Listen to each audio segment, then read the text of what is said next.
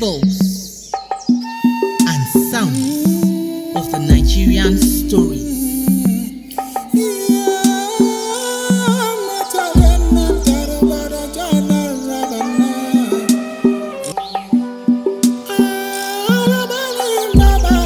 Àrọ́bá ní bàbá ìtàn. Bọ́mọdé ò bá tàn, á bá àrọ́bá.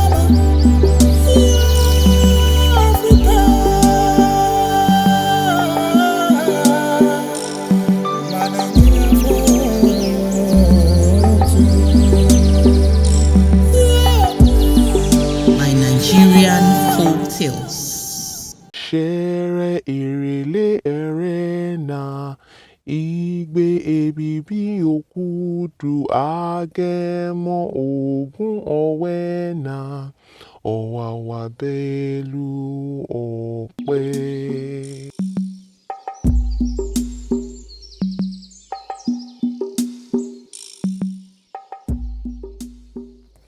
Is it Ajanaku you seek?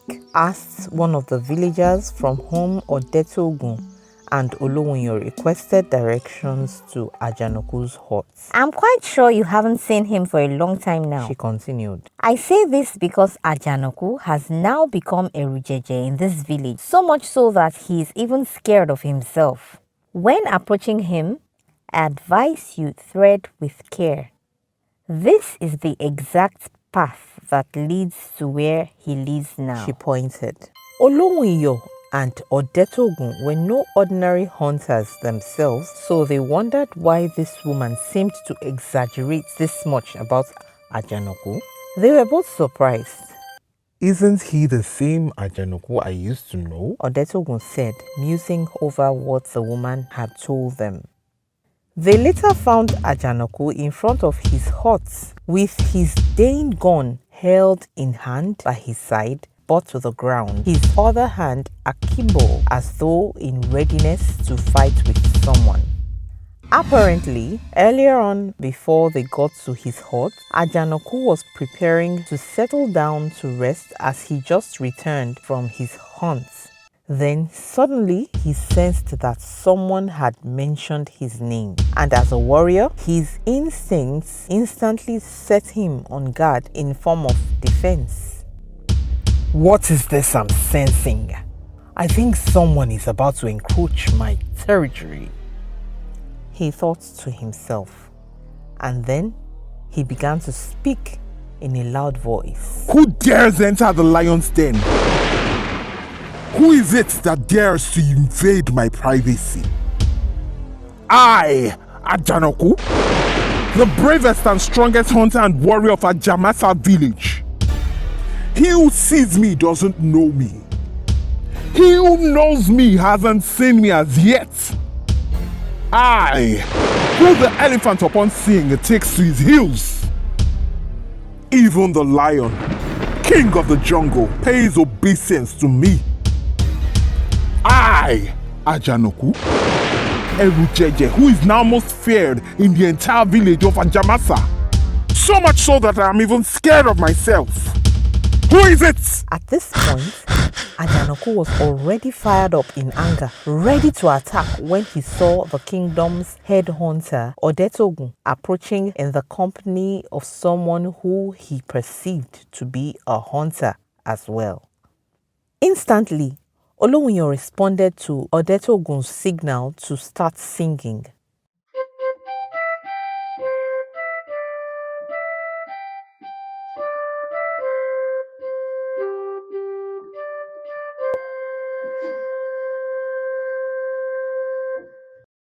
Àìkú Ajé Ìṣẹ́gun Ọjọ́rú Ọjọ́bọ̀ Ẹtì Àbámẹ́ta. Àìkú Ajé Ìṣẹ́gun Ọjọ́rú Ọjọ́bọ̀ Ẹtì Àbámẹ́ta.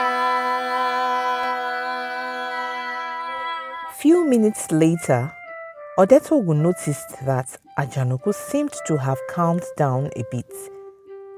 Earlier on, he had been frightened by the expression he saw on Ajanoku's face. Ajanoku turned out to be more aggressive than he remembered him to be. Nonetheless, the king's message had to be delivered. As the saying goes, "Ẹni rán níṣẹ́ là bẹ̀rù, àì bẹ̀rù ẹni à jẹ fún." Later that evening, the three of them were seated around a campfire in front of Ajanoku's hut as they recounted the past events in their lives. They also lamented the deteriorating state of the kingdom. I have also noticed the tide of things these past few weeks.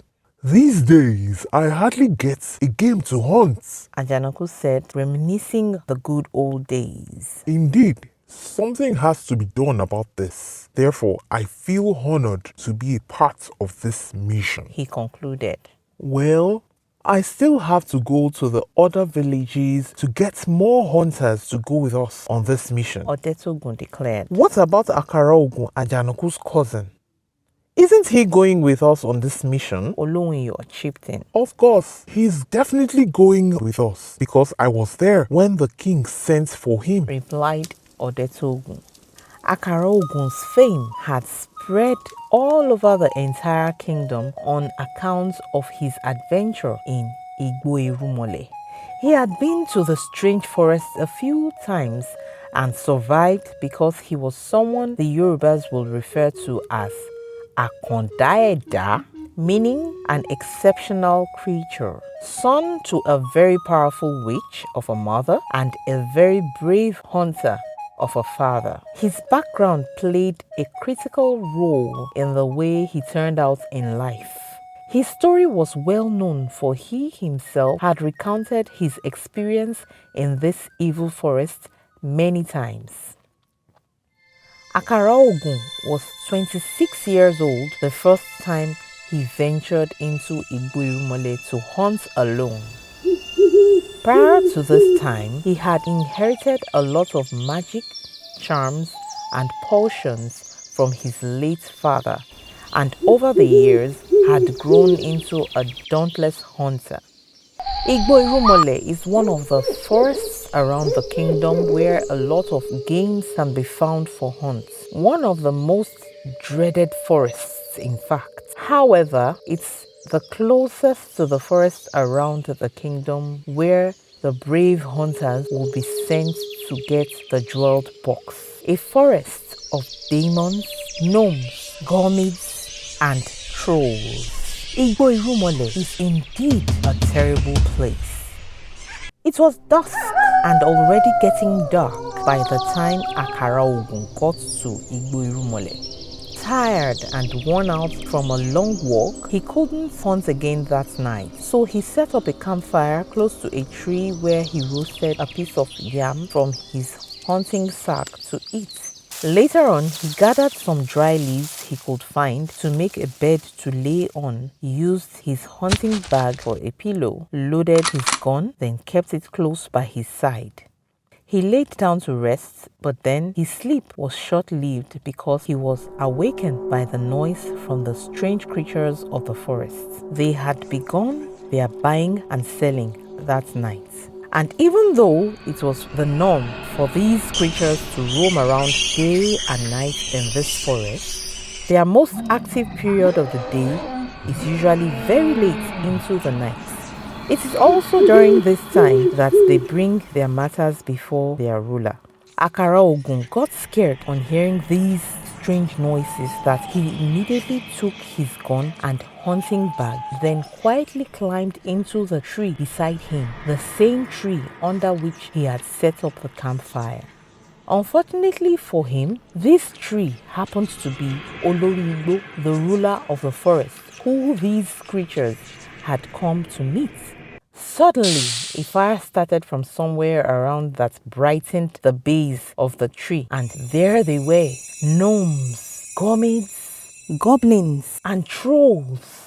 No sooner had they arrived than the praise singer began to chant the praises of the Oloriigbo. Oloriigbo, Oloriigbo, ìwọ lọlọ́jà ìwìn, mo ní ìwọ lọlọ́jà ìwìn, kò sọ́lọ́jà tó dàbí rẹ̀, apá ọmọ aráyé ni wọ́n fi ń jẹyán, gẹ̀ǹgẹ̀ àyà wọn ni wọ́n fi ń jọ̀ka, àtàrí wọn ni wọ́n fi ń mú ẹ̀kọ́, kí ni ọmọ aráyé máa fi ọ́ ṣe? Oloriigbo, ìwọ ń forí rìn ní dán, mo ní ìwọ ń forí rìn ní dán, nítorí ojú rẹ ń bẹ nídìí rẹ, ó ń tanná ṣẹṣẹ. Oloriigbo, àárẹ̀ ṣe ọ́ ní dán, tàbí èyí ti rí tí ìwọ kò jáde, gbogbo wa ń retí rẹ.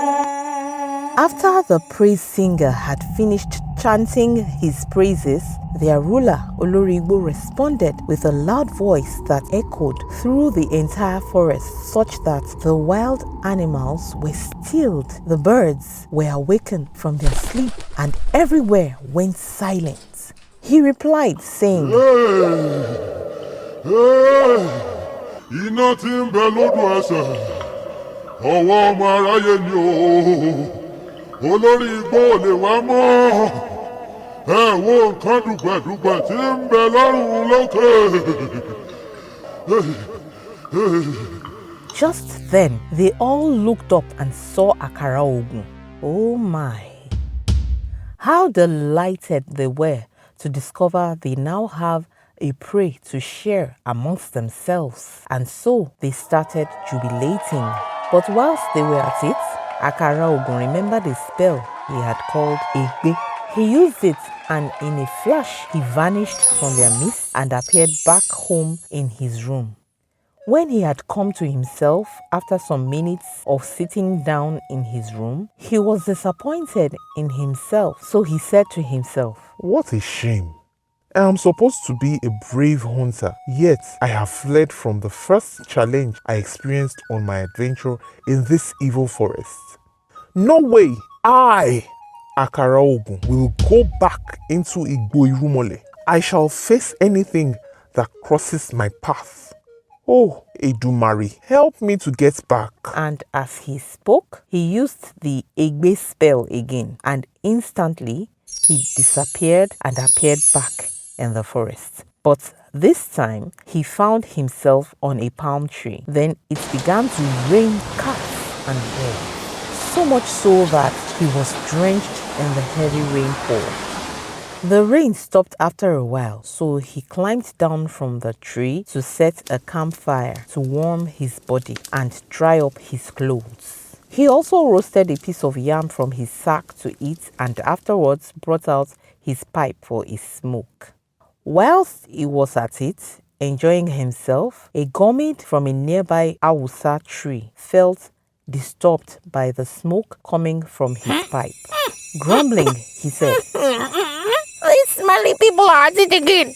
They won't let someone rest. At first, Akara Ogun didn't bother about this gomid's statement. Nonetheless, it continued to complain. Dirty smelly thing. When he wakes, he wants bath. When he poos, he wants clean himself. Foul smelling. His entire behind is so dirty. The gomid grumbled yet again. You insult me in this life? You dark-looking thing. You who look like a dead frog. Akara Ogun retorted angrily. If care isn't taken, I'll destroy you with fire. And that was it, for the gomid stopped grumbling and quietly went its way, hissing as it went.